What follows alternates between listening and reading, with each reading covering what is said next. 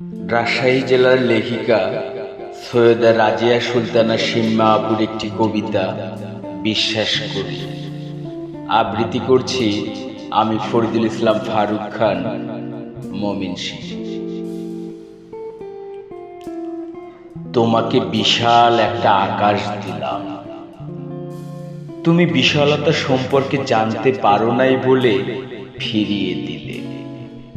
দিতেই পারো, একটা সমুদ্র দিলাম, দিলাম এক উন্মুক্ত এক বিকেল, তুমি গভীরতা আন্দাজ করতে পারো নাই বলে ফিরিয়ে দিবে হয়তোবা। একটা গোটা রাত দিলাম, তোমায় আরো দিলাম সন্ধ্যা তারা, তুমি অন্ধকার ভয় পাও বলে ভরা পূর্ণিমাটা দেখলে না, তুমি আমাকে আবারও ফিরিয়ে দিলে।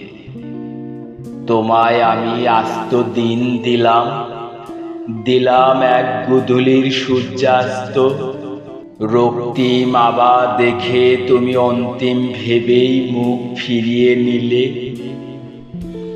একটা গোটা শ্রাবণ দিলাম, দিলাম রঙের রংধনু, তুমি বুঝতে পারো না বলে জ্বর আসার ভয়ে বারবার করে আমাকে সরিয়ে দিলে।